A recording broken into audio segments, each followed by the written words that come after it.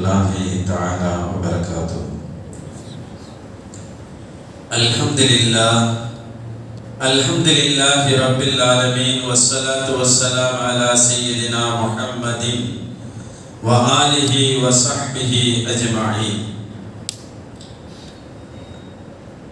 Qala Allah ta'ala fil Qur'anil azim, a'udhu billahi minash shaitanir rajim, bifadli bismillahirrahmanirrahim.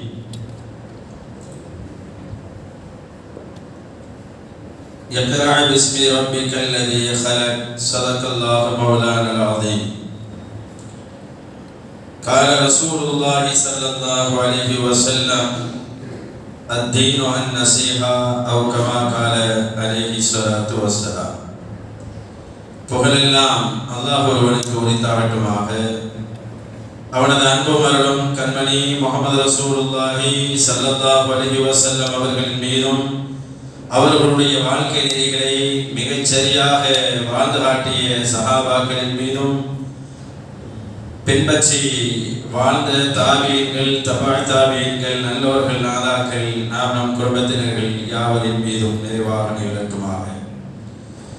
புனிதமான அவனுடைய வீட்டிலே அவனுடைய வேதத்தை பற்றி சில விளக்கங்களை தெரிந்து கொள்வதற்காக கொண்டு வந்த அல்லாஹு தஆலா நாளை மறுமையில் கண்மணி முஹம்மது ரசூலுல்லாஹி ஸல்லல்லாஹு அலைஹி வஸல்லம் அவர்களோடு அல்லாஹ் ஜன்னத்திலே நம்மளை கொண்டு வருவானாக.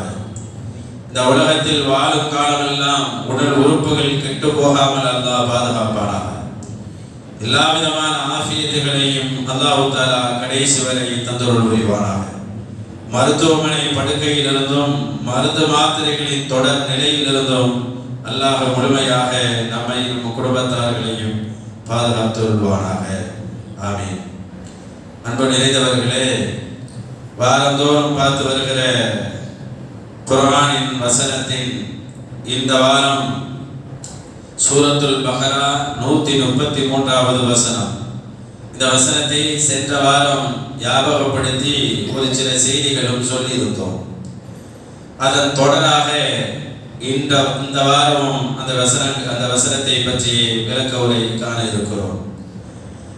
இந்த வசனத்தில் அல்லாஹ் என்ன சொல்கிறான் என்று முதலில் நாம் பார்த்து விடலாம். அன்பானவர்களே, அல்லாஹ் இந்த வசனத்தில் சொல்லுகின்ற போது, அம் குந்தும் ஷுஹதாக, நீங்கள் எல்லாம் சாட்சியாக இருந்தீர்களா என்று அல்லாஹ் கேட்கிறான். நீங்கள் சாட்சிகளாக இருந்தீர்களா? எதற்கு, எப்போது? இத ஹபர யாக்கூப் அல் மௌத், நபி யாக்கூப் அலைஹிஸ்ஸலாத்துக்கு மரணம் வந்த போது, நபி யாக்கூப் அலைஹிஸ்ஸலாத்துக்கு மரணம் நெருங்கிய போது நீங்கள் சாட்சியாக இருந்தீர்களா? இது கால லி பனீஹி, நபி யாக்கூப் அலைஹிஸ்ஸலாம் அவர்களுடைய பிள்ளைகளிடத்தில் சொன்னார்களே, இப்படி கேட்டார்களே, மா தஅபுதூன மின் பாதி, எனக்கு பிறகு நீங்க யாரை வணங்குவீங்க, எதை நீங்க வணங்குவீங்க, எனக்கு பிறகு நீங்க எதை வணங்குவீர்கள் என்று கேட்டார்களே. அப்போது காலு யாக்கூப் நபியினுடைய பிள்ளைகள் எல்லாம் சொன்ன வார்த்தை என்னது? நஅபுது இலாஹக, பாப்பா உங்களுடைய நாயனான அல்லாஹ்வை நாங்கள் வணங்குவோம். வ இலாஹ ஆபாயிக, உங்கள் மூதாதையர்களின் கடவுளான நாயனான அல்லாஹ்வை நாங்கள் வணங்குவோம். யார் அந்த மூதாதையர்கள்? இப்ராஹீம் வ இஸ்மாயில், இப்ராஹிம் நபி, இஸ்மாயில் நபி, வ இஸ்ஹாக், இஸ்ஹாக் நபி, இவர்களுடைய நாயனான இலாஹு வாஹிதா, ஒரே கடவுளை நாங்கள் வணங்குவோம் வாப்பா. வ நஹ்னு லஹு முஸ்லிமூன், எப்போதும் அவனுக்கே முற்றிலும் கட்டுப்பட்ட முஸ்லிம்களாக, வழிபட்ட முஸ்லிம்களாக நாங்கள் இருப்போம் பாப்பா என்று பாப்பாவான நபி யாக்கூப் அலைஹிஸ்ஸலாத்திடம் பிள்ளைகள் சொன்னபோது, அவர்களுடைய மரணம் அந்த நேரத்திலே நீங்கள் எல்லாம் சாட்சிகளாக இருந்தீர்களா என்று அல்லாஹ் யூதர்களிடத்தில் ஒரு கேள்வியை வைக்கிறான். அப்ப யாக்கூப் அலைஹிஸ்ஸலாத்து வஸ்ஸலாம் அவர்கள் தன் பிள்ளைகளிடத்தில் மரண நேரத்தில் என்ன பேசிக் கொண்டார்கள் என்பது இந்த வசனம் சொல்லுகிறது. ஒரு தந்தையாக, ஒரு தகப்பனாக, வாப்பாவாக, அத்தாவாக இருக்கக்கூடியவர் தன்னுடைய மரணம் வரைக்கும் பிள்ளைகளுக்கு வழிகாட்டி செல்ல வேண்டும். குறிப்பாக மரணத்தினுடைய நேரத்தில் ஒரு வாப்பாவுடைய வலி எப்படி இருக்கணும், அவருடைய கஷ்டமும் அவருடைய கவலை எதை பற்றி இருக்கணும் அப்படின்னு அல்லாஹ் சொல்லுகின்ற போது, தான் பிள்ளைங்க தனக்கு பிறகு யாரை வணங்குவாங்களோ, யாரு பின்னாடி போயிடுவாங்களோ, இந்த மார்க்கத்துக்கு பின்னாடி ஓடி வருவாங்களா, இல்ல வேற யாரு பின்னாடி ஓடி போவாங்களா என்ற கவலை ஒரு வாப்பாவுக்கு தன் பிள்ளைகளை பற்றி, குடும்பத்தை பற்றி அந்த கவலை இருக்க வேண்டும். கவலை மட்டும் இருந்தால் பத்தும் என்று சொல்லுகிறதா குர்ஆன்? இல்லை. பிள்ளைகளிடத்தில் பேச வேண்டும், மனவிட்டு பேச வேண்டும், கொள்கையை பற்றி பேச வேண்டும், நாயனை பற்றி பேச வேண்டும். தொழிலை பற்றி பேசுகிறோமா இல்லையா? நம்மளுடைய வசதிகளை, நம்மளுடைய கொடுக்கல் வாங்கலை பற்றி பிள்ளைகளிடத்தில் பேசிக் கொடுக்கிறோமா இல்லையா? அல்லாஹ்வை பற்றி ஒரு தந்தையும் பிள்ளையும் பேசிக்கொள்ள வேண்டும். இது யாக்கூப் நபியினுடைய சுன்னத்து. ஒரு வாப்பா தான் பிள்ளைகிட்ட அல்லாஹ் பற்றி பேசிக்கிறதுங்கிறது ஒரு சுன்னத்தான காரியம். ஏன்னா நபி யாக்கூப் அலைஹிஸ்ஸலாம் பிள்ளைகளிடத்தில் இது சம்பந்தமாக பேசினார்கள் என்றுதான் வருகிறது. சொத்துக்களை பற்றியோ பிள்ளைகளுடைய பின்னால் வாழ்வாதாரங்களை பற்றியோ பேசவில்லை. ஏனென்றால் அதை அல்லாஹ் கொடுத்து விடுவான். இன்னல்லாஹு ரஸ்ஸாக், அவன் அள்ளி கொடுப்பான். ஆனால் ஒரு வாப்பாவுடைய கவலை பிள்ளைகளுடைய வசதியை பொறுத்து இருக்க வேண்டுமா அல்லது வணக்கங்களை பொறுத்து இருக்கணுமாடா? பிள்ளை யாரை வணங்குவான், நமக்கு பிறகு யாருக்கு பின்னால் அவன் நிற்பான், யாருக்கு பின்னால் அவன் ஓடுவான் என்ற கவலை ஒரு தகப்பனுக்கு பாப்பாவுக்கு இருக்க வேண்டும் என்பதை இந்த வசனம் சொல்லுவது. அதேபோல் அதை பாப்பா தன் பிள்ளைகளிடத்தில் உபதேசமாக சொல்ல வேண்டும், உபதேசம் செய்யும். பாப்பாவுடைய உபதேசம் ரொம்ப முக்கியமானது பிள்ளைகளுக்கு. நீங்க பாப்பா மகள் செய்ததே இல்லை. ஊருக்கெல்லாம் நம்ம உபதேசம் பண்ணுவோம், சொல்லுவோம்ல, ஊருக்கு தான் உபதேசம், தான் வீட்டுக்கு கிடையாதுன்னு சொல்லுவோமா இல்லையா? அதே மாதிரி யாராவது நம்ம பிள்ளைகளை உட்கார வச்சு, பாப்பா லீவு டைமா வந்துருச்சு, ஸ்கூல்லாம் லீவ் விட்டுட்டாங்க, காலேஜெலாம் லீவ் விட்டாச்சு, இனி 5 நேரம் தொழுகுவோமா, பாப்பாவோட வந்துருக்கியா 5 நேரம் விடாம அடுத்த இயர் வரையும், அகாடமி இயர் வர வரைக்கும் தொழுதுடலாமா அப்படின்னு ஏதாவது பாப்பா யாராவது பேசணுமா? இல்ல பேசுற ஐடியாவில் இருக்கிறோமா? யோசித்து பாருங்க. பிள்ளைகளிடத்தில் இது சம்பந்தமாக நீங்கள் பேசுங்கள் என்று சொல்லுவது. ஏண்டா நமக்குன்னு சில கடமை இருக்கு. அடுத்தவங்கள்ட்ட சொல்றது, செய்யறது செய்யாத பிள்ளைகளுடைய கடமை, சொல்றது ஒரு தகப்பனுடைய கடமை. குர்ஆன்ல ரொம்ப சுவாரஸ்யமான ஒரு நிகழ்வு ஒண்ணு அல்லாஹ் சூரத்துல் ஆராஃப்ல சொல்லுவான். சூரத்துல் ஆராஃப்ல ஒரு வசனம் 162வது வசனமாக 3வது வசனமாக அந்த வசனத்தை நீங்கள் எடுத்து பார்க்கலாம். அதுல அல்லாஹ் சொல்றான் பாருங்க, நபி ஸல்லல்லாஹு அலைஹி வஸல்லம் அல்லாஹ் சொல்றான், வஸஅலுஹும் நபியே நீங்கள் அவர்களிடத்தில் கேளுங்கள், அனில் கரியத்தில்லதி கானத் ஹாதிரத்துல் பஹ், கடற்கரை ஓரமாக அமைந்திருந்த ஒரு ஊரை பற்றி, அந்த ஊரில் வாழ்ந்தவர்களை பற்றி இந்த மக்களிடத்தில் விசாரியுங்கள். கடற்கரை ஓரமாக உள்ள ஒரு ஊர், பீச் ஓரமா இருக்கிற ஒரு ஊர். நம்மெல்லாம் அப்படித்தானே இருக்கிறோம். ஊர் சைடு ஊர் பார்த்தா ஒரு பீச் ஓரமா நிறைய ஊர்கள் இருக்கும். அப்படி பீச் ஓரமாக இருந்த ஒரு ஊரை பற்றி, கிராமத்தை பற்றி, அதில் வாழ்ந்த மக்களை பற்றி நபி அவர்களிடத்தில் கேளுங்கள் என்று அல்லாஹ் நபி ஸல்லல்லாஹு அலைஹி வஸல்லம் சொல்றான். என்ன நடந்துச்சு அந்த ஊர்ல? இது யஊதுன ஃபி ஸபதி, சனிக்கிழமை அன்று அவர்கள் வரம்பு மீறினார்கள். இது தாதி மஹிதாலஹும் யௌம ஸபதிஹிம் ஷுர்ஆ, அந்த சனிக்கிழமை நாள் அன்றுதான் அவர்களுக்கு அந்த மீன்கள் எல்லாம் தண்ணீருக்கு மேலே வந்து தலைகளை காட்டிக் கொண்டு நிற்கும். சனிக்கிழமை மீன் பிடிக்க கூடாதுன்னு சொன்னது இந்த வரலாறு நம்ம கேட்டிருப்போம். நான் எதுக்கு இதை கொண்டு வரேன்னு பாருங்க. சனிக்கிழமை மீன் பிடிக்க கூடாதுன்னு ஒரு சமுதாயத்துக்கு அல்லாஹ் சொல்லி விட்டான். ஆனால் என்ன ஒரு சோதனை என்று சொன்னால், இது தஅதீம் ஹீதானும் யௌம ஸபதிஹிம் ஷுர்ஆ, அப்படியே கொத்தாக மேல வந்து அப்படிதான் மீனா அப்படியே தலையை காட்டிக்கிட்டு சனிக்கிழமை அப்படி நிக்குமா. வயௌம லா யஸ்பிதூன லா தஅதீஹிம், மற்ற நாட்களில் போய் பார்த்தால் மீன் வெளியே நிற்காது, மீன் இருக்காது. இதே அவர்கள் ஞாயிற்றுக்கிழமை திங்கட்கிழமை போய் பார்த்தா அப்படி மீன் எல்லாம் அடர்த்தியாக மொத்தமாக நிற்காது. அந்த நாளில் தான் மொத்தமாக வந்து கடல் மேலே அப்படி நிற்கும். கடல் மேலே பார்ப்பவருக்கு, மீனவருக்கு எவ்வளவு ஒரு சந்தோஷம். அந்த துறையில் இருப்பவருக்கு தான் அது சந்தோஷத்தை தெரியும். அப்ப மீன்கள் மேலே வந்து நிற்கின்ற போது அந்த மீனவர்களுக்கு எவ்வளவு ஒரு சந்தோஷம் வந்து இருக்கும். ஆனால் என்ன இது சோதனை?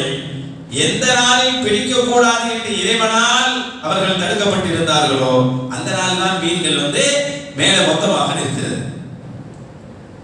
இப்போது கதாலிக்க நபுலுஹும் பிமா கான யஃப்ஸுகூன் அல்லாஹ் சொல்றார், இவ்வாறு தான் அவர்கள் பாவம் செய்ததின் காரணமாக அவர்களை நாம் சோதித்தோம், சோதனை செய்தோம் என்று அல்லாஹ் சொல்லிவிட்டு என்ன நடந்துச்சுடா, மீன் பிடிக்க போயிட்டாங்க.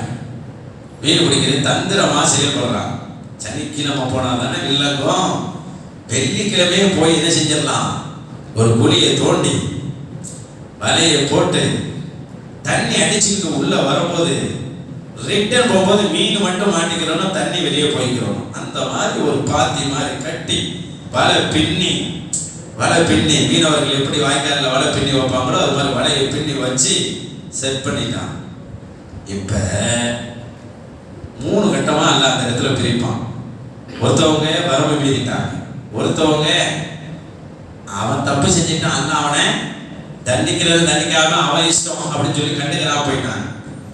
இன்னும் சில பேர் மட்டும்தான் அவர்களை தடுத்தார்கள். ஏன் இப்படி செய்றீங்க, இப்படி செய்யக்கூடாது, இல்ல இது தப்பு இல்ல, அல்லாஹ் தடுத்து இருக்கிறான்ல அப்படின்னு போய் சொன்னாங்க. ஒரு சில பேர் கண்டுக்கல, அது அவனாச்சு அல்லாஹ்னு விட்டுட்டாங்க. தடுத்தவர்கள் அல்லாஹ் சொல்றான், தப்பு செஞ்சவங்களையும் அல்லாஹ் சொல்றான், நடுவுல உள்ளவங்களை அல்லாஹ் சொல்லல.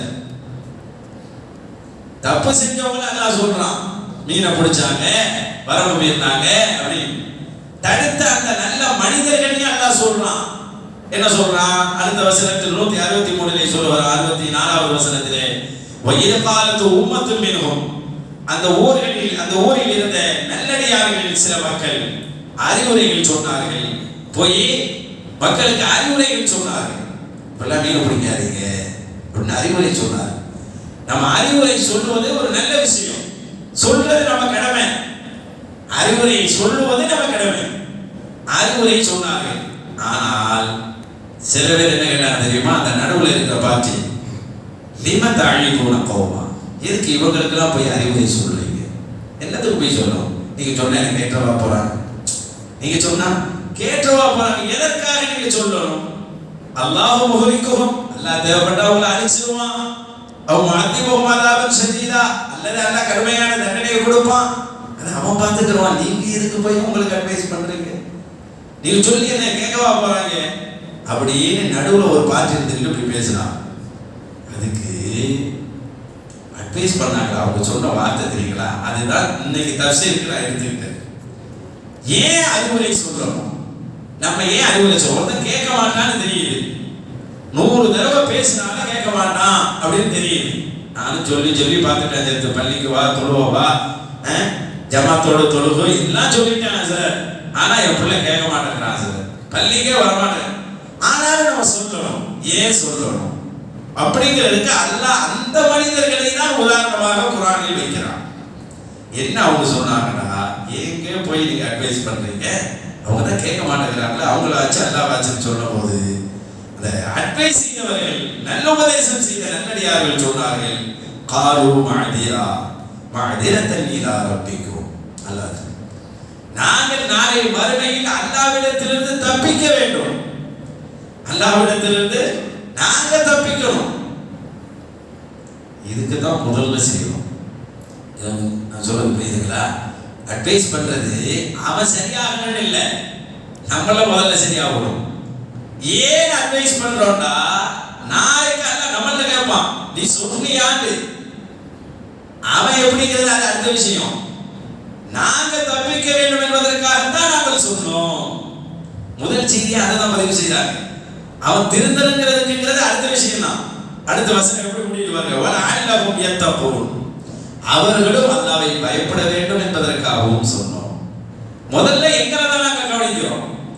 ஏன் அறிவுரை சொல்கிறோம், நாளைக்கு நீ இப்படி சொன்னியா, உன் பிள்ளைகள்கிட்ட சொன்னியா, உனக்கு கீழே இருக்கக்கூடிய உன்னுடைய பொறுப்பாளிகள் நீ சொன்னியா, அல்லது உன் குடும்பத்தார்களிடம் சொன்னியா, சமுதாய மக்களிடம் சொன்னியா என்று அல்லாஹ் கேட்கின்ற போது தப்பிக்கணுமா இல்லையா, அதற்காகத்தான் முதல்ல நம்ம அறிவுரை சொல்றோம்.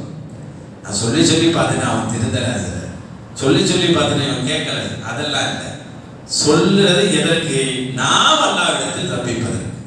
முதல் செய்தி இந்த எண்ணத்தில் சொல்லும் போது அல்லாஹ் தருகிற இன்னொரு நியமத்து என்னடா, லஅல்லஹும் யத்தகூன், அல்லாஹ் அவர்களை பயமுள்ளவர்களாக அல்லாஹ் ஆக்கிடுவான். ரெண்டு நடக்கலாம். ஆனா முதல்ல நம்மளுக்கு விஷயம் நம்ம தப்பிக்கணும். இந்த உலகத்துல வாழும்போது நான் தொழுதுட்டேன், நான் நோம்பு வச்சுட்டேன், நான் குர்ஆன் எடுத்து ஓதுறேன், அது பத்தாது. அது பத்தாது. நம்ம அடுத்தவர்கள்ட்ட சொல்லணும். சில ஊர் சைட்லாம் போனா சில நல்ல மனிதர்கள் சொல்லிடுவாங்க, அதாவது யாராவது சப்பனை கொஞ்சம் கேப் போட்டு நின்றாங்கன்னு வச்சுருக்கேன், தள்ளி வாங்க அப்படின்னு சொல்லிடுவாங்க. உதவி செய்யும் போது சப்ப மூஞ்சில் அடிக்கிற மாதிரி உதவி செஞ்சா ஏன் அப்படி உதவி செய்யணும்னு கேட்பாங்க. இன்னைக்கெல்லாம் ஏண்டா மம்மன் உட்காந்துடுறாங்க. நல்ல விஷயங்களை பெரியவங்க, ஊர்ல உள்ள பெரியவங்க சொல்லுவாங்க. ஏன் சொல்றாங்கன்னா, நாளை மறுமையில அல்லாஹ் கேட்க கூடாது அல்லவா, அதிலிருந்து தப்பிப்பதற்காகத்தான் சொல்லணும். நம்ம சொல்றதெல்லாம் அவன் கேட்கிறேன்னு நினைச்சு சொல்லக்கூடாது. அல்லாஹ் நானா கேட்கலாம், அல்லாஹ் நாடினா ஒரு முறை சொல்லுவது கூட அல்லாஹ் கேட்க வைத்து விடுவான். அதை தான் நாம் மனதில் வைக்க வேண்டும். கசாலி இமாம் மிகப்பெரிய ஒரு ஞான கடல். கசாலி இமாம் பத்தி பேசினா அவர்கள் எழுதிய நூல்களையே நம்மளால் படிக்க முடியாது, அந்த அளவுக்கு எழுதினவர்களே.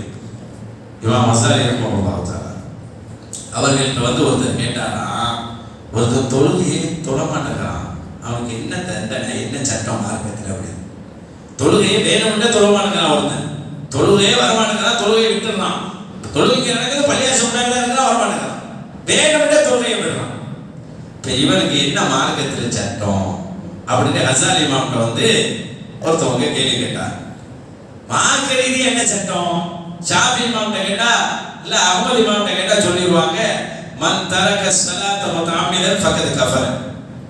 வேணும்னு ஒருத்தன் தொழுகையை விட்டான்னு சொன்னா குஃபருடைய வாசலுக்கு வந்துட்டான். இதுதான் இமாம்களுடைய சட்டம். ஷாஃபி இமாம் இந்த கருத்தை தான் சொல்லுவார்கள், அஹ்மத் இமாம் இந்த கருத்தை தான் சொல்லுவார்கள். வேணும்னு தொழுகை விட்டா அவன் குஃபருடைய வாசலுக்கே வந்துட்டான்னு சொல்றான். வாசலுக்கு வந்துட்டா உள்ள போறது தானே வேலை. அப்ப தொழுகையை வேணும்னு விடுறவனுக்கு அவ்வளவு பெரிய தண்டனை இருக்கு. ஆனால் கசாலி இமாம் போய் இந்த கேள்வி கேட்கிறான், தொழுகையை ஒருத்தர் வேணும்னு விட்டுட்டான், என்ன செய்யறது அப்படின்னு கேட்டப்ப கசாலி இமாம் என்ன பதில் சொன்னார் தெரியுமா? வித்தியாசமான பதிலை சொன்னார்கள். என்ன சொன்னார்கள் என்றால், எவன் தொழுகையை விட்டானோ தஅஃகுது பியதிஹி வ தஅதிபிஹி இலா ஸலா, தொழுகையை விட்டவனை நீ கைப்பிடித்து தொழுகைக்கு நீ அழைத்து வர வேண்டும், அதுதான் சட்டம் என்று சொன்னார். இவர் கேட்டது விட்டவனை பத்தி, கசாலி இமாம் சொன்னது கேட்டவனை பத்தி. நீ அவனை பற்றி கேட்கிறாய், தொழுகையை விட்டவன் என்ன ஆகுவான் என்று கேட்கிறாய். ஆனால் நான் சொல்லுகிறேன், அவனால் நீ என்ன ஆகுவாய் என்று நான் சொல்லுகிறேன். அவன் தொழுவலன்னு சொன்னா நீ கண்டுக்கிறாம போனீங்கன்னா நீ தான் மாட்டிக்குவா. நீ அவன் கையை பிடிச்சி இழுத்து தொழுகைக்கு கொண்டு வா என்று கசாலி இமாம் தன்னை பற்றி யோசிக்க சொல்லுகிறார். விட்டவனை பற்றி யோசிக்கிறது அடுத்ததா இருக்கணும். நீ என்ன செய்ய, நீ அந்த குற்றத்தில் நீ எந்த இடத்தில் இருக்கிறாய், உனக்கு என்ன மாதிரி தண்டனை தரப்படும்? அவனுக்கு நரகத்துக்கு சொல்லிட்டு போயிட்டா போதுமா? அவன் காஃபிர் ஆயிட்டான்னு சொல்லிட்டு போறது சரியா? அப்படி இல்லை. அவனை கைபிடித்து இழுத்து கொண்டு வரும்போதுதான் நீ தப்பிக்க முடியும், நீ அதிலிருந்து பாதுகாப்பு பெற முடியும் என்று அறிவுரைகளை எதுக்கு சொல்ல வருகிறது என்றால், நம்மை காப்பாற்றிக் கொள்ளவா. அடுத்தவங்களை காப்பாற்றுறது அடுத்த விஷயம் தான். ஒருத்தவங்களுக்கு நம்ம அறிவுரை சொல்லுவதே நம்மை அல்லாஹ்விடத்திலிருந்து காப்பாற்றிக் கொள்ள. அதனால்தான் நான் உனக்கு சட்டம் சொல்கிறேன், நீ அவனுக்கு சட்டத்தை கேட்டு இருந்தாலும் உனக்கு நான் சட்டம் சொல்கிறேன் என்று கசாலி இமாம் சொன்ன ஒரு செய்தியை பார்க்க முடிகிறது. இப்போ முதல்ல நமக்கு இங்க என்ன வேலை, இது வழியாக நம்ம என்ன எப்படி தப்பிக்கலாம் அப்படிதான் கவனிக்கணும். நம்மளுக்கு பிரபலியமா ஒரு வரலாறு தெரியும். உமர் ரலியல்லாஹு தஆலா அவர்கள் ஒரு தடவை நகர்வலம் வந்துட்டு இருக்கிறாங்க நைட் நேரத்தில். இந்த வரலாறு நம்ம பல முறை சொல்லியிருக்கிறோம், நீங்கள் பல இடத்துல கேட்டிருப்பீங்க. வரும்போது கூடவே அவங்களுடைய பணியாளர் நண்பர் அஸ்லமும் கூடவே வருவாங்க. இரவு நேரம் அப்படி வந்துட்டு இருக்கிறாங்க. ஒரு அம்மா பிள்ளைய அழுதுகிட்டு இருக்குது. அந்த அம்மா பிள்ளைய தேத்தாம அழ வச்சுக்கிட்டே இருக்கிற மாதிரி இருக்குது. ஒரு சின்ன பிள்ளை அழுகுது. அந்த அம்மாவும் பிள்ளைய ஆசுவாசப்படுத்தி அழுகை நிறுத்தணுமா இல்லையா? நிறுத்துற மாதிரி தெரியல, என்ன ஆச்சோ தெரியலன்னு சொல்லி தன்னுடைய நண்பரை அஸ்லம் அவர்களை அழைத்துக் கொண்டு என்னுடைய உமருடைய எல்லாம் பக்கத்துல போறாங்க. ஏமா இப்படி பிள்ளைய அழ வைக்கிறான், ஏன் பிள்ளைய இப்படி அழ வைக்கிறான்? புள்ள அழுகிறான்னு சொன்னா அவனை எதையாவது சொல்லி ஏதாவது கொடுத்து அவனை தூங்க வைக்கலாமா இல்லையா? இன்னைக்கு மாதிரி இல்லைங்க. இன்னைக்கு நைட்ல என்ன கத்துக்கிறதுனால யாருக்குது? நான் 12 மணி வரையும் சவுண்டு கேட்டுக்கிட்டு தான் இருக்கு. அன்னைக்கெல்லாம் இல்லை. 6 மணி ஆனா ஊர் அடைக்கும், 8 மணி ஆயிட்டா அரபு நாடுலாம் அடைக்கும். ஏன்னா இஷா முடிஞ்சிச்சுன்னா முடிஞ்சிருச்சு, எல்லாம் அமைதியாகி லைட் இருக்காது, எந்த டிரான்ஸ்போர்ட்டும் கிடையாது, எந்த சவுண்டும் கிடையாது, எல்லாம் தூங்குவாங்க. வேலைக்கு போயிட்டு வந்தவங்க காலையில் தஹஜ்ஜுக்கு எந்திரிப்பாங்க. அப்போ அவங்கெல்லாம் தூங்கணும், எந்திரிக்கணும். அப்போ தூங்குனாதான் எந்திரிக்க முடியும். புள்ள அழுதா நிறைய பேருடைய தூக்கம் கெட்டு போகும். அப்போ இந்த பிள்ளை ஏன் நீ அழ வைக்கிறா? இந்த பிள்ளை அழுகிறதுனால ஊர்ல இருக்கிற நிறைய பேருடைய தூக்கம் கெட்டு போகுதா இல்லையா? நிறைய பேர் தூங்க முடியாம போயிடுவாங்களா இல்லையா? ஏமா இப்படி பண்றான்னு சொல்லி உமரோட அவர்கள் போய் கேட்கிறார். அதற்கு அந்த பெண்மணி சொன்ன பதில் என்ன தெரியுங்களா? நான் என்ன பண்றது, எல்லாம் இந்த நாட்டை ஆளக்கூடிய உமர் ஒருவர் இருக்கிறார், அவனால் ஏற்பட்ட விளைவுதான் இது என்று சொன்னார். வந்திருப்பது உமர் இல்லாத அந்த அம்மாவுக்கு தெரியாது. என்னமா விஷயம் அப்படி? இல்ல இல்ல, பால்குடி மறந்த பிள்ளைக்கு தான் ரேஷன்ல மாவு கொடுக்குறாங்க. பால் குடிக்கிற பிள்ளைக்கு மாவு கொடுக்கிறது இல்ல ரேஷன்ல. உலகத்திலே ரேஷனை அறிமுகப்படுத்தினது உமர் அலியல்லா தான். உமர் அலியா தான் ரேஷனை உலகத்துல முதல்ல அறிமுகப்படுத்தினது. அப்ப ரேஷன்ல பால் குடி பிள்ளைக்கு கிடையாது. பால் மறக்கடிக்க பிள்ளைனா ஒரு டிக்கெட்டா கணக்கு எடுத்துக்குவாங்க. அப்ப 2 வயசுக்கு மேல இருக்கிற பிள்ளை தான் ஒரு டிக்கெட். ஒரு வீட்டுல ஹஸ்பண்ட் அண்ட் ஒய்ஃபும் ஒரு 2 வயசுக்கு மேல உள்ள பிள்ளை இருந்தா 3 பேருக்கு ரேஷன்ல பொருள் கிடைக்கும், மாவு கிடைக்கும். இதே 1 வயசு பிள்ளையா இருந்தா மாவு கிடைக்காது. ஹஸ்பண்ட் அண்ட் ஒய்ஃப் 2 பேருக்கு தான் மாவு கிடைக்கும். என் பிள்ளை 1 வயசு பால்குடி பிள்ளையாக இருப்பதால் எனக்கு என் கணவருக்கு மட்டும்தான் ரேஷன்ல மாவு கிடைக்குது. அவர் வாங்கி அவர் சாப்பிட்டுக்கிறாரு, நான் வாங்கி நான் சாப்பிட்டுக்கிறேன். நான் சாப்பிடுற மாவு எனக்கே போதுமாக இருக்கே தவிர பிள்ளைக்கு பால் சுரக்க. பால் கொடுக்கிற தாய் நிறைய சாப்பிடணுமா இல்லையாங்க? இன்னொரு ஜீவனுக்கும் பால் கொடுக்கணுமே. ஆனால் இந்த பிள்ளைக்கு கிடைக்காது, மாவு தரல, ரேஷன்ல எதுவும் கிடையாதுன்னு சொல்லிட்டா. அப்படி சொன்ன உடனே உமர் ரலியல்லாஹு தஆலா அவர்கள் உடனே அஸ்ரம் அவர்களை கூட்டிக் கொண்டு இருந்தார். நேரா போறாங்க. வீட்டுக்கு போய் ஒரு மாவு மூட்டை ஃபுல்லா மாவை ஏற்றி தூக்குறாங்க. உடனே அஸ்ரம் அவர்கள் சொல்றாங்க, நான் தூக்குகிறேன், என் மேலேயே தூக்கி விடுங்க. தூக்க முடியாத அளவு மாவை ஒரு மூட்டையை எடுத்து தூக்குகிறார். இல்ல நீங்க ஹலீஃபாவா இருக்கிறீங்க, நான் தூக்கி போறேன். யோசிப்பாரு, எவ்வளவு பெரிய சதுர கிலோமீட்டர் ஆட்சி செய்த மிக பிரமாண்டமான மாமன்ன தலையில மூட்டையை தூக்குகிறார். அப்போது சொல்லுகிறார், அஸ்லமே, நாளைக்கு அல்லாஹ் என்னுடைய பாவத்தை உன்மேல் வைத்தால் நீ தூக்குவியா? என் பாவ சுமையை ஏற்றுக்கொள்ள முடியுமா? என் பாவம் எனக்கு தானே, அதனால் என் மேல அதை தூக்கி விடு என்று சொல்லுகிறார். அவர்கள் தூக்கி கொண்டு ஓடி வந்து வீட்டில் அவர்களுடைய மனைவி உம்மு ஹைர் என்று நினைக்கிறேன், அவர்களை அழைத்து கொண்டு அவர்கள் வந்து அந்த அம்மாவுக்கு கீழே இறக்கி வைத்து மாவிலே சமையல் செய்து அந்த பிள்ளைக்கும் தாய்க்கும் கொடுத்தார்கள் என்று வருகிறார். கொடுக்கும்போது அந்த அம்மா சொன்னான், நீங்க தான் ஆட்சியில் இருக்க வேண்டிய ஆளு, உமர் இருந்து கொண்டு இருக்கிறார். உங்களை மாதிரி நல்ல மனிதர் தான் ஆட்சியில் இருக்க வேண்டும். ஆனால் உமர் என்று சொல்லக்கூடிய ஒருவர் அல்லவா உட்கார்ந்து இருக்கிறார். இன்று நீங்கள் தந்து விட்டீர்கள், ஆனால் மாசம் மாசம் நாங்கள் என்ன செய்வது? அப்போ உமர் இல்ல, நான் தான் கலீஃபா என்று சொல்லிக் கொள்ளவில்லை. சொன்னார்களா, நாளைக்கு வா, நான் பேசுகிறேன். நீங்கள் இருந்தா மட்டும்தான் நான் இங்க வருவேன், இல்லட்டா அந்த உமரெல்லாம் பார்க்க எனக்கு விருப்பம் இல்லை. நீங்க அங்க இருக்கிறதா இருந்தா சொல்லுங்க, நான் வரேன். அப்படி நீங்க அங்க வா, நான் இங்க இருப்பேன்னு சொல்றான். அப்போ ஹலீஃபா தான் என்று சொல்லிக் கொள்ளவே இல்லை. மறுநாள் பொழுதெல்லாம் உமர் இப்னு கத்தாப் எல்லாம் ஒரு உத்தரவை, மக்களை கூட்டு உத்தரவு பிறப்பிக்கிறார்கள். இனி மாதம் கொடுக்கக்கூடிய ரேஷன் பொருளில் நாம் பால்குடி பிள்ளைக்கும் சேர்த்து பொருள் கொடுக்க வேண்டும். பால் கொடுக்கிற பிள்ளை அதுக்கு சேர்த்துதான் ஒரு டிக்கெட்டா கணக்கு பண்ணி ரேஷன்ல மாவு கொடுக்க வேண்டும் என்று செய்தா உமர் இப்னு கத்தாப் ரலியல்லாஹு தஆலா அவர்கள் உத்தரவிட்டார். என்னன்னா அந்த செய்தி ஏன் சொல்ல வரேன்னா, உமர் அலியல்லா அங்கே நிற்கிறாங்க நகர்வலத்தில், பிள்ளை இங்கே கத்துது. கத்தும் போது உமர் இல்ல நினைச்சுக்கிட்டாங்க, இந்த தாய் பிள்ளைய அழுகையை தேத்தாம வச்சுக்கிட்டு இருக்கிறா, தப்பு தாயிட்ட தான் இருக்குன்னு நினைச்சுக்கிட்டாங்க. சில நேரத்துல அம்மாமார்கள் ஏதாச்சும் வேலை செஞ்சுக்கிட்டு இருப்பாங்க, பிள்ளை பாட்டு கத்திக்கிட்டு இருக்கும். ஏன் பிள்ளைய கத்த விடுற, பிள்ளைய கொஞ்சம் அழுகை நிறுத்துவேன் அப்படின்னு சொல்லுவாங்க. தாய் தான் ஏதோ தப்பு செய்யறாளோ, பிள்ளைய கண்டுகொள்ளாம அழுவிடுறாளோன்னு நினைச்சுக்கிறாங்க உறவில்லா. வந்ததுக்கு அப்புறம் தான் தெரிஞ்சிச்சு குறை தாயிட்ட இல்ல தன்னிட்ட தான் இருக்குது அப்படின்னு. நம்ம அல்லவா மாவு கொடுக்காம நிறுத்தி வச்சுட்டோம், மாவத்தை பால்குடி பிள்ளைக்கு சேர்த்து கொடுத்திருக்கலாமே, குறை என்னிடத்திலவா இருந்திருக்கு என்று எனக்கு இருக்கக்கூடிய இந்த பாவ குறையை நான் நீக்க வேண்டும் என்று வேகமாக செயல்பட்டார். இதுதான் ஒரு இடத்தில் நமக்கு என்ன இருக்கிறது, ஒரு அறிவுரை கொடுக்கிறோம் என்று சொன்னால் நாம் இதில் தப்பிக்கிறோம். ஒருவர் ஒன்றை சொன்னால் இதில் நாம் என்ன செய்ய போகிறோம் என்று யோசிக்க வேண்டும் என்பதை தான் யாக்கூப் அலைஹிஸ்ஸலாத்து வஸலாம் அவர்களுடைய நிகழ்வு நமக்கு சொல்லுகிறது. நாளை மறுமையிலே நீங்கள் ஒரு நபியாக இருந்தீர்கள் அப்படின்னு சொல்லிட்டு அல்லாஹ் விட்டுற மாட்டான். உங்கள் பிள்ளைகளை என்ன செய்தீர்கள் என்று கேட்பார். நபியே இவ்வளவு கவலைப்பட்டாங்க. யோசிச்சு பாருங்க, நபிமார்கள் எவ்வளவு உயர்ந்த மனிதர்கள். உலகத்தில் அவர்களுக்கு நிகரான மனிதர்களே கிடையாது, மனிதர்களே கிடையாது.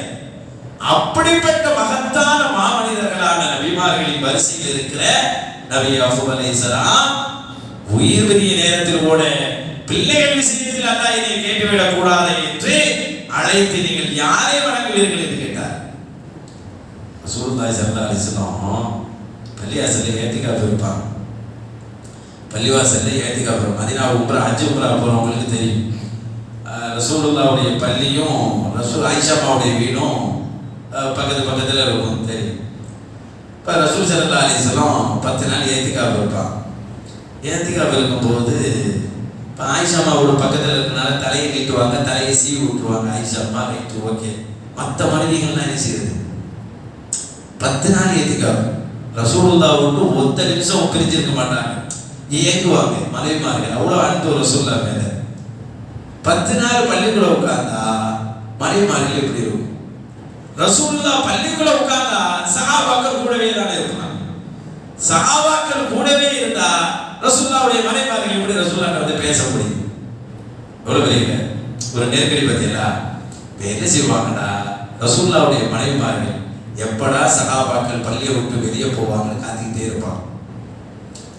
இஷா தொழுகை முடிஞ்சு இரவு வணக்கமெல்லாம் முடிஞ்சு சஹாபாக்கள் பள்ளியை விட்டு போனோடனே உடனே ரசூலுல்லாஹ்வுடைய மனைவிமார்கள் ஒருவர் பின் ஒருவராக ரசூலுல்லாஹ்வை பார்க்க வந்துருவாங்க. பள்ளிவாசல் இருட்டு நேரத்தில் ஒருவர் ரெண்டு பேரா சேர்ந்து இப்படிலாம் வந்துருவாங்க. ரசூலுல்லாஹ்ட்ட வந்து பேசிட்டு ஏதாச்சும் சுட்டு கொண்டு வருவாங்க, சாப்பாடு கொண்டு வருவாங்க. ஆசையா இருக்குல்ல, ரசூலுல்லாஹ் எதையாவது செய்து கொண்டு வந்து அவங்களை சாப்பிட வச்சு அவங்கள்ட்ட பேசிட்டு இருந்துட்டு போவாங்க. இது ரசூலுல்லாஹ்வுடைய வழக்கம். ரசூலுல்லாஹ் அந்த பள்ளியில் ஒரு கட்டில்ல அப்படியே உட்காந்து, இன்னைக்கு சரி ரசூலுல்லாஹ் இருந்த இடத்துல ஒரு தூண் இருக்கும். அந்த தூணுக்கு பேர் உஸ்துவானத்து சரி அப்படியே எழுதும். உள்ள போன அந்த தொழுவதுக்கெல்லாம் விடுறாங்க பாருங்க ரவுதாவுல. அந்த இடத்துல ஒரு தூணுக்கு பேர் உஸ்துவானத்து சரி, கட்டில் போட்ட தூண் அப்படின்னு பேர் இருக்கு. உஸ்துவானா என்றால் தூண், சரி என்றால் கட்டில். ரசூலுல்லாஹ் ஏத்திகாஃப் கட்டில் இருந்த அந்த படுத்திருந்த அந்த கட்டிலுக்கு தான் அந்த தூண் அமைத்து அதை கட்டில் போட்ட தூண் என்று சொல்லுவார். அங்கேதான் ரசூலுல்லாஹ் படுத்து வருவார். ஒரு தடவை சஃபியா அம்மா வந்தாங்க. சஃபியா அம்மா யாருன்னு நமக்கு எல்லாம் தெரியும். சாதாரண மனைவிமார்கள் எல்லாம் உயர்ந்தவர்கள், அதில் மாற்று கருத்து இல்லை. இஸ்லாத்துக்கு முன்னாடியும் கூட ஒரு சிறந்த குடும்பத்தை சார்ந்த பெண்மணி சஃபியா அம்மா. யூத குலத்திலே யூத குலத்தின் தலைவருடைய மகள் சஃபியா அம்மா. அப்ப இளவரசி மாதிரி வாழ்ந்தவங்க. தலைவருடைய பிள்ளைங்க எப்படி இருப்பாங்க, பேர் அழகி, அதே மாதிரி பெரும் வசதியோடு வாழ்ந்த பெண்மணி சஃபியா அம்மா. இன்னைக்கெல்லாம் சஃபியா சஃபியான்னு பேர் வைக்கிறோமே, அந்த பேரை தான் வைக்கிறோம். அவங்க பார்க்க வந்தாங்க. பார்த்துட்டு ரசூலுல்லாஹ் பேசிட்டே இருந்தாங்க. பேசிட்டு போகும்போது சஃபியா அம்மா வீடு கொஞ்சம் தள்ளி இருக்குது. உடனே ரசூலுல்லாஹ் என்ன செய்றாங்க, பக்கத்தில் இருக்கிற மனைவியா இருந்தால் அவங்களே போயிடுவாங்க. இப்படி தள்ளி இருந்தோட ரசூலுல்லாஹ் அவங்க பள்ளியை விட்டு வந்து சஃபியா அம்மாவை கூட்டி போய் வீடு கிட்ட வரையும் கொண்டு போய் விட்டுட்டு வந்தாங்க. பாதுகாப்பு இல்லைன்னுலாம் இல்லை. ரசூலுல்லாஹ் இருந்த ஊரை விட பாதுகாப்பு எந்த ஊர்ல இருந்திருக்கும்? ரசூலுல்லாஹ் எப்படி அமைச்சாங்க அந்த மதீனாவை? எந்த அச்சமும் இல்லை. ஏன்னா சுத்தி சஹாபாக்கள் உம்மஹாத்துல் முஃமினான ரசூலுல்லாஹ்வுடைய மனைவிமார்களை தாயாக கொண்டாடி வந்தார்கள். அப்படிப்பட்ட ஒரு ஊர் அது. எந்த பயமும் இல்லை, எந்த கவலையும் இல்லை. போன்னு சொன்னா போயிருப்பாங்க சஃபியா அம்மா. எந்த கவலைக்கெல்லாம் ஒண்ணும் கிடையாதுங்க. ஆனாலும் ரசூலுல்லாஹி ஸல்லல்லாஹு அலைஹி வஸல்லம் கொண்டு போய் எங்க விட்டுட்டு வந்தார். ஏன் விட்டு வந்தாங்க எழுதும் போது வரலாற்று ஒரு செய்தி சொல்வார்கள். சஃபியா அம்மா மற்ற மனைவிகளை போல இல்லை. அவர்கள் இஸ்லாத்துக்கு முன்னாடி பெரும் செல்வாக்கோடு வாழ்ந்தார். ஒரு பெருமொண்ட வாழ்வு வாழ்ந்தவர்கள் சஃபியா அம்மா. அவர்களை சும்மா வெறுமனே நீ போ வீட்டுக்கு அப்படின்னு சொல்லி நம்ம காயப்படுத்திட கூடாதுன்னு நினைச்சார். இவ்வளோ ஒரு வசதியா வாழ்ந்த நம்மளை இப்படி நம்ம அந்த ஊருக்கு வந்து இப்படி ஆயிட்டவே நினைச்சிட கூடாதுன்னு ரசூலுல்லாஹ் வீடு வரை வந்து விட்டுட்டு போனார்கள்.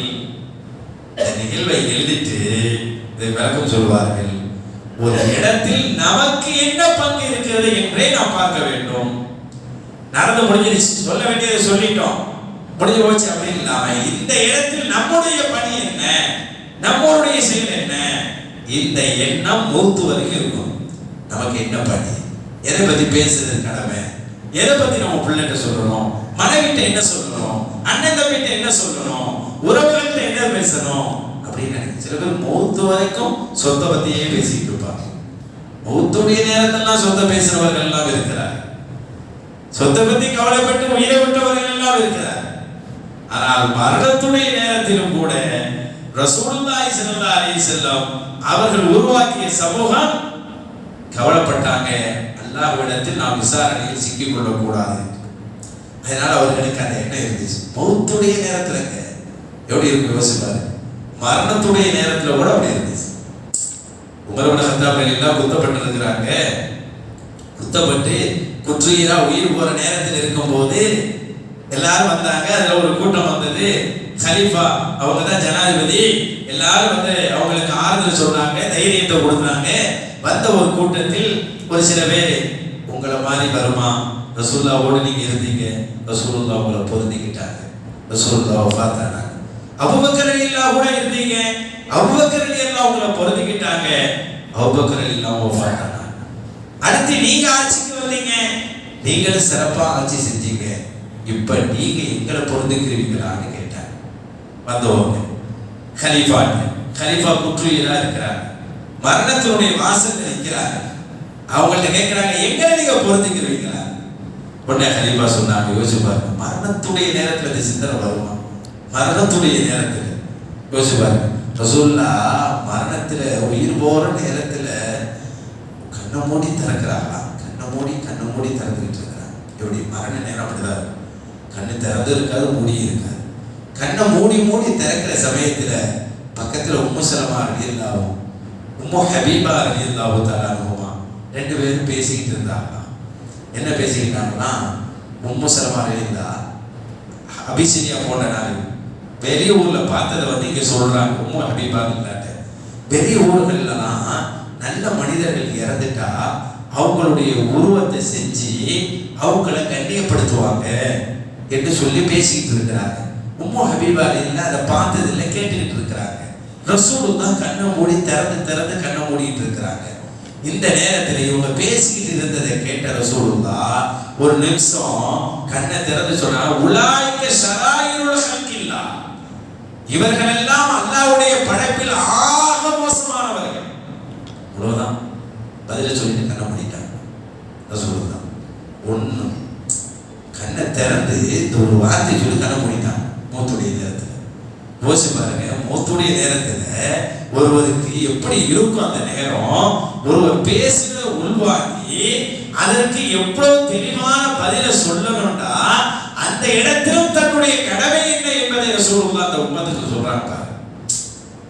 யோசிச்சு பாருங்க, ஏன் இப்படிலாம் பேசிக்கிட்டு எந்திரிச்சு போங்கன்னு கூட சொல்லல,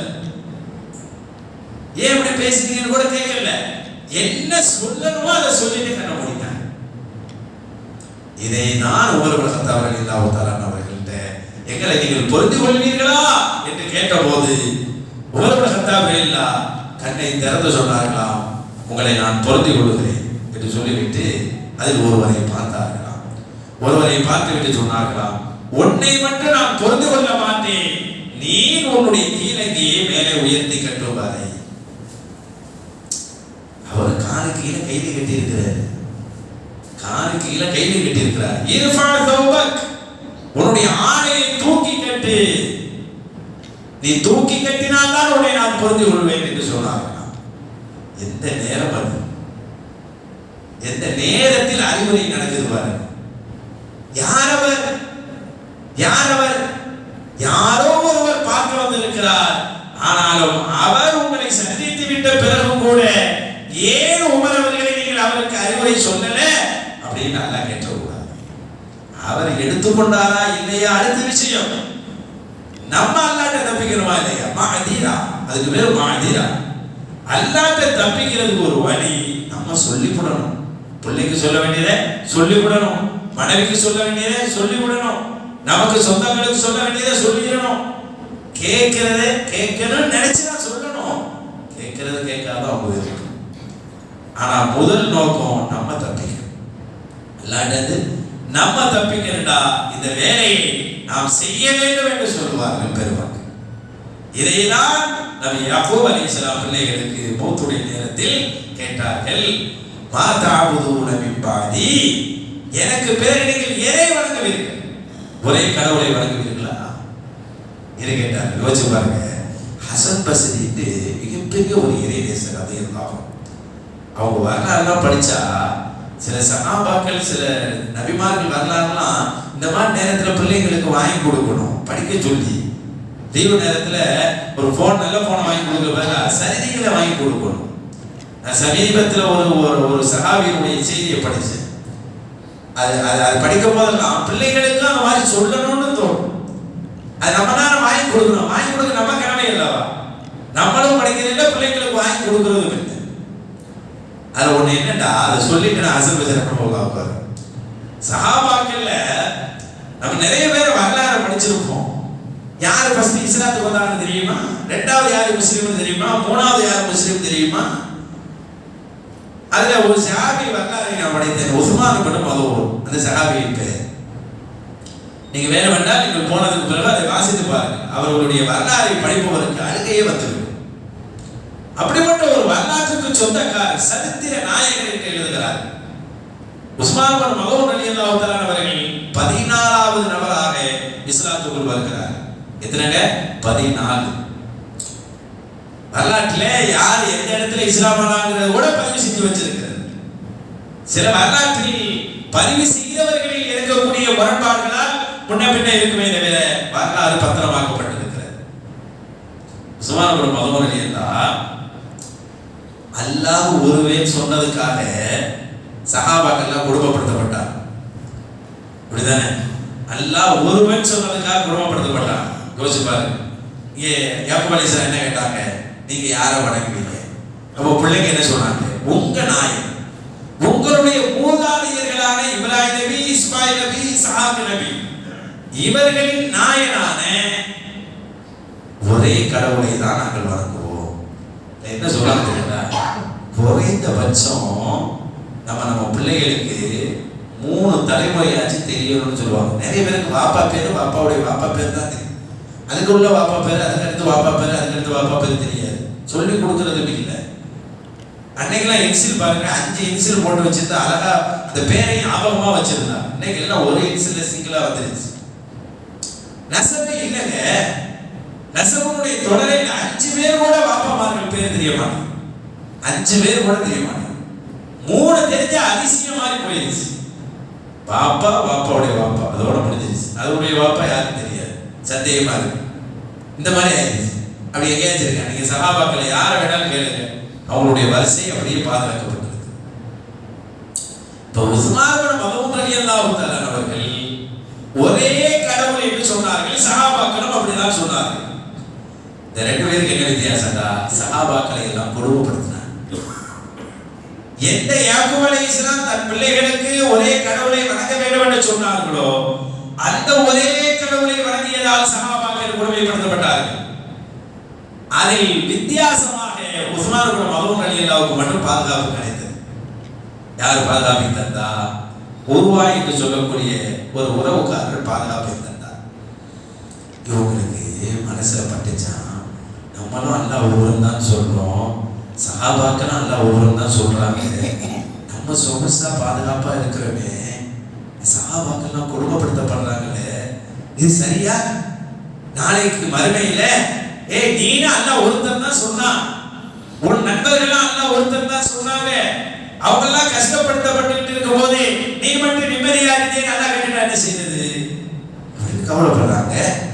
யோசிச்சு பாருங்க, நம்ம என்ன நினைப்போம்? அல்லாஹ் ஒருத்தர் சொல்லிட்டானா இல்லையா, எனக்கு என்ன மாதிரி வாழ்க்கை கிடைச்சா என்ன, அவங்க எப்படி போனா என்ன அப்படின்னு நினைக்கல. உடனே என்ன செய்யறாங்க, தனக்கு யாரு பாதுகாப்பு தந்தாரோ அவரை கூப்பிட்டு சொன்னாங்க, உன் பாதுகாப்பு எனக்கு இங்க வேணாம். என் தோழர்கள் எல்லாம் இதே கொள்கைக்காக கஷ்டப்படுறாங்க.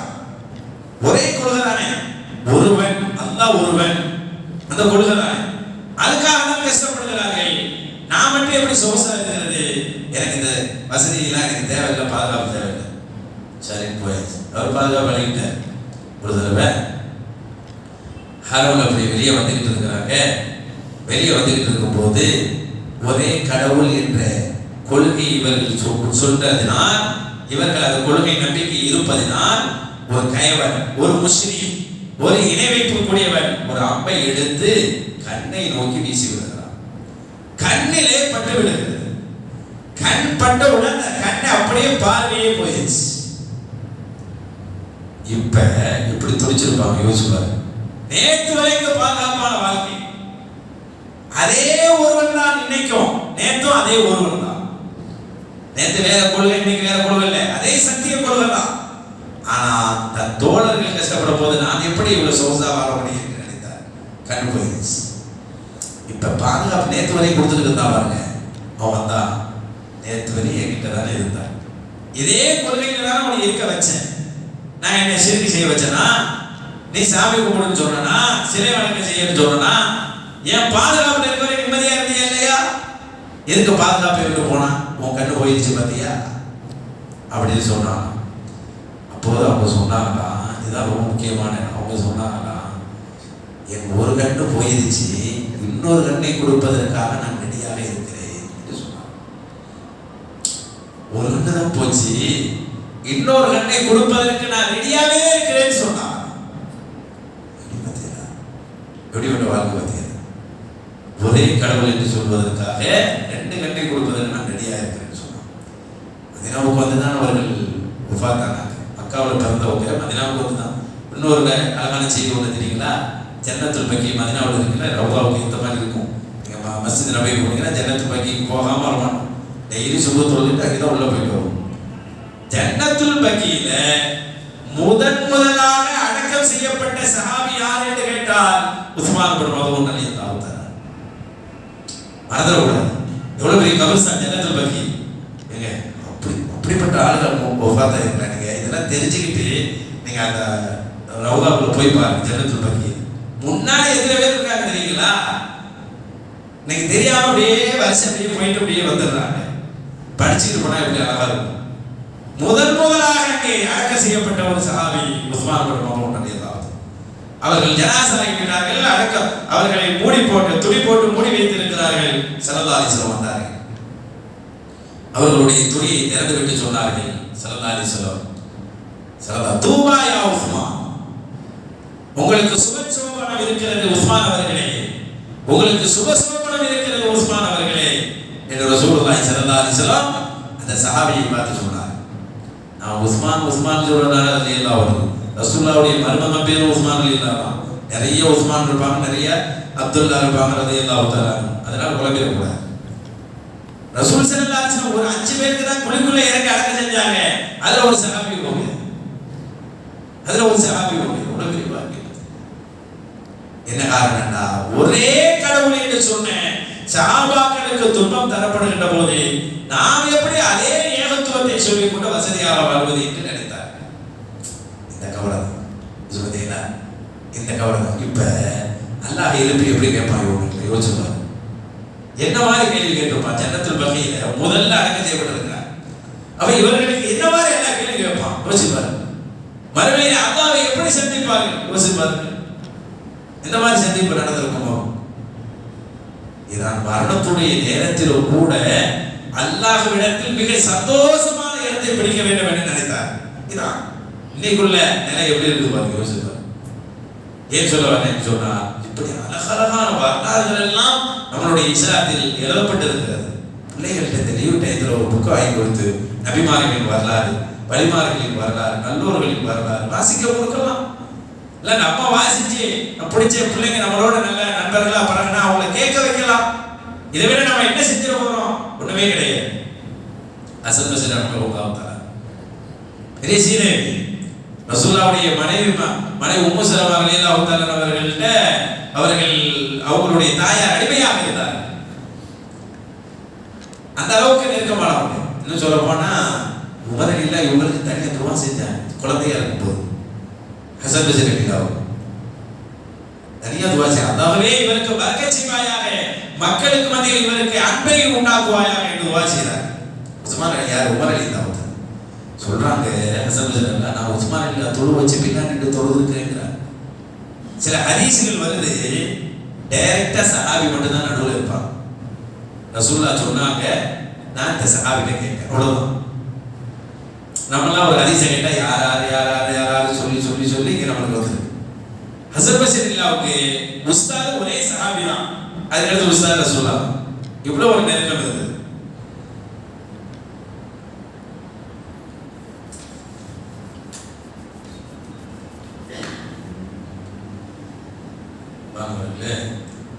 ஹசன் பஸ்ரி ரஹ்மத்துல்லாஹி தஆலா அவர்கள் ஸல்லல்லாஹு அலைஹி வஸல்லம் அவர்களுடைய மிக நெருக்கமான காலத்தில் வாழ்ந்தவர்கள். அதனால் ஹதீஸ்களை சஹாபாக்களிடத்திலிருந்தே அவர்கள் வாங்கி அவர்கள் அறிவித்தார்கள். அதனால் ஹசன் பஸ்ரி ரஹ்மத்துல்லாஹி அந்த காலத்தில் கொண்டாடினாங்க. மதீனாவில் தான் பிறந்தாங்க, மதீனாவில் தான் வளர்ந்தாங்க. ஒரு 37 வயசு பிறகு தான் பஸ்ராவுக்கு போறாங்க. அதனால ஹசன் பஸ்ரிக்கு பேர் வரும். அவங்க பஸ்ரா நாடு, பஸ்ராங்க அந்த காலத்தினுடைய அறிவு களஞ்சியம் அது, பகதாத் மாதிரி. அதுக்கு பிறகுதான் பஸ்ராவுக்கு போனாங்க. அதுவரை மதீனாவில் தான் இருந்தார். அவர்களிடத்தில் ஒருவர் வந்து கேட்டாராம், ஏதாவது அறிவுரை சொல்லுங்க அப்படி. அவர்களுடைய அறிவுரையில தனி புக் இருக்குது, ஹசன் பஸ்ரி ரஹ்மத்துல்லாஹி அறிவுரை. பல அறிவுரைகள் சொன்னார். அதுல ஒண்ணு, ஒரு ஜனாசா போகுதுன்னு வச்சுக்கோ, ஒருத்தர் அடக்கம் பண்ணியாச்சு. அடக்கம் பண்ண ஒருத்தரை அல்லது அடக்கம் பண்ண இருக்கக்கூடிய ஒருத்தரை அல்லாஹ் தஆலா உயிரோடு எழுப்பி நீ வாழுன்னு சொன்னா அவர் எந்த மாதிரி வாழ்க்கையை வாழ்வார்? உயிரை விட்டாச்சு, அவரு குளிப்பாட்டியாச்சு, அவரை கஃன் துணி உடுத்தியாச்சு, அவரை குளிக்குள்ள வச்சாச்சு, அவரை இப்ப அவர் அல்லாஹ் உயிராக்கி நீ வாழ இந்த உலகத்தில் என்று சொன்னா அவர் என்ன மாதிரி வாழ்வார்? பாவம் செய்வாரா? தப்பு செய்வாரா? தொழுகைக்கு நேரம் கொடுப்பாரா? வியாபாரத்துக்கு நேரம் கொடுப்பாரா? அவருடைய தொழுகை எப்படி இருக்கும்? அவருடைய வணக்கங்கள் எல்லாம் எப்படி இருக்கும் அப்படின்னு கேட்டார். ரொம்ப அருமையா இருக்கும். அவர் வந்து துனியாவை யோசிக்க மாட்டாரு, துனியாவுடைய ஆசை அவருக்கு இருக்காது, துனியா பத்தி அவர் கவலைப்பட மாட்டாரு, முழுசா அல்லாஹ் பத்தியே கவலைப்பட்டு அவர் வணங்குவாரு அப்படின்னு சொன்னார். ஹசன் பஸ்ரி ரஹ்மத்துல்லாஹி சொன்னாங்களாம், ஆனா அவரால் திரும்பி வர முடியுமா? மூத்தா போனவர் எல்லாம் திரும்ப உண்டாக்குவானா? உண்டாக்கவே மாட்டான். வந்தா செய்வார் தான், ஆனா எல்லாம் உண்டாக்க மாட்டான். அப்படிதானே? யோசிப்பாரு. மூத்தானவரை திரும்ப உண்டாக்குனா, ஏன்னா மௌத்தா பார்த்துட்டு வந்துட்டாரு, தப்பே செய்ய மாட்டார், துனியாவே விரும்ப மாட்டார். இருக்கிற கொஞ்ச நாள் எவ்வளவு நாள் கொடுத்தாலும் சரி மறுமைக்காக வாழ்ந்துட்டு போயிடலாம்டா அப்படின்னு தான் முடிவு எடுப்பார். ஆனா அவரால் வர முடியாது. வந்தா இதெல்லாம் செய்வார், வர முடியாது.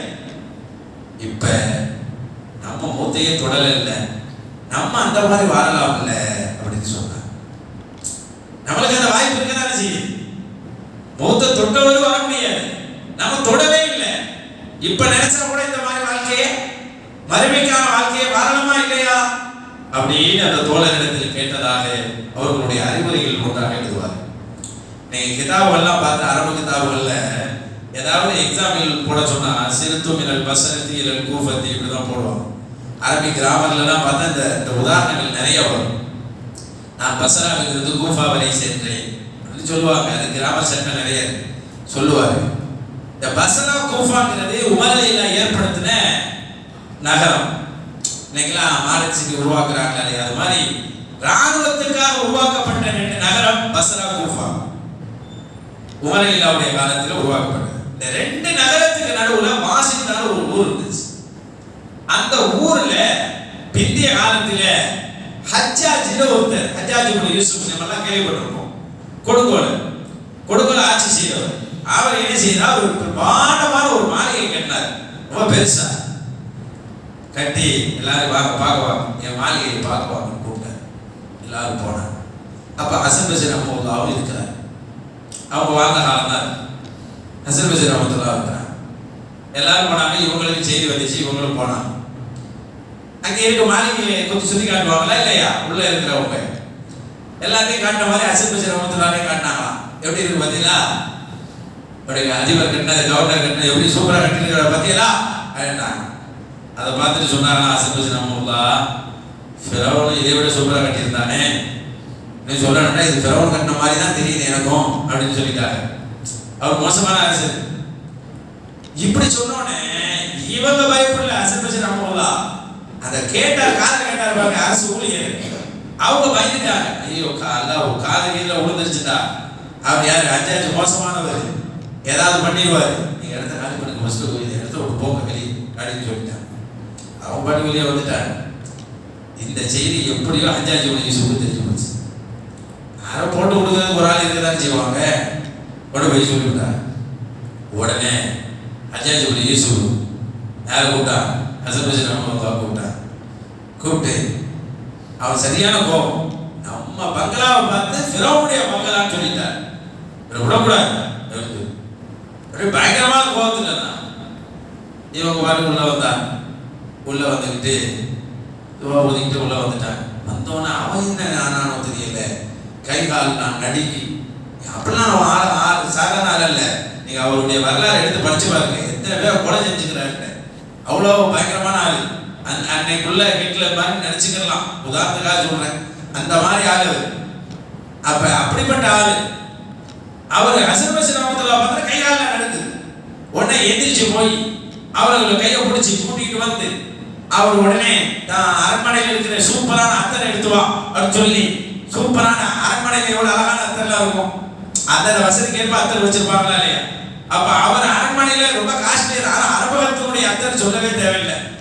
சூப்பர் அத்தரை கொண்டு வந்து கையில அவரே தேய்ச்சி, தாடியில ஹசன் பஸ்ரி ரஹ்மத்துல்லாஹுடைய தாடியில ஆடையில அவரே தேய்ச்சி விட்டு உட்கார வச்சு இருக்கிறவங்களுக்கு வேற மாதிரி தெரிஞ்சு. இவர் என்ன உள்ள முன்னாடி போகலாம், உள்ள உஷ்ணத்துல இருந்தாரு, வந்து அவர் ஒரு வழியா பண்ணிருவேன், இது செஞ்சிருவேன் அது செஞ்சிருவேன். ஆளை பார்த்தோன்னு இப்படி மயங்கிட்டாரு. அப்படின்னு செஞ்சு விட்டு என்ன பண்ணிட்டு, வேற எதுவும் உங்களுக்கு தேவை இருக்கா அப்படின்னு கேட்டார் ஹஜ்ஜாஜ் பிடிச்சு. ஒன்னெல்லாம் எனக்கு தேவையெல்லாம் கிடையாது. சரி நீங்க போயிட்டு வாங்க. புறப்பட்டு போயிட்டாங்க. போயிட்டு வந்து போனதுக்கு பிறகு அங்க இருந்தவங்க கேட்டாங்கன்னா, எங்க வர முன்னாடி இவ்வளவு மோசமா நீங்க பயந்துகிட்டு இருந்தீங்க, இப்ப ஏங்க நடுக்கிறீங்க அப்படின்னு சொல்லி. இந்த கிழவரை நேர்த்தே நீங்க கொலை பண்ணிருக்கலாம்ல, ஏன் முன்னாடி என் கொள்வதுக்கு நிப்பாட்டீங்க அப்படின்னு கேட்டான். ஹசன் பஸ்ரி ரஹ்மத்துல்லாஹ் அப்புறம் வயசானவங்க, இந்த கிழவரை நேர்த்தே நீங்க கொலை பண்ணிருக்க வேண்டியதானே, ஏன் முன்னாடி என் கொலை நிப்பாட்டீங்க, அவரை பார்த்தீங்கன்னா நிக்க முடியல அப்படின்னு சொன்னார். இப்ப உள்ள போனப்ப வாசல் இருந்தவங்களுக்கு கொஸ்டின் வந்துருச்சு. யாரையுமே உள்ள போனவங்க, உயிரோட போனவங்க வெளியே ஜனாசாவை தான் வருவாங்க. நீங்க எப்படி உள்ள போயிட்டு கூட அழகா மனமணக்க வழியே வெளியே எப்படி என்ன நடந்துச்சு உள்ள, நீங்க உள்ள போகும்போது என்னதே ஓதிட்டு வர போனீங்க, என்ன நடந்துச்சு?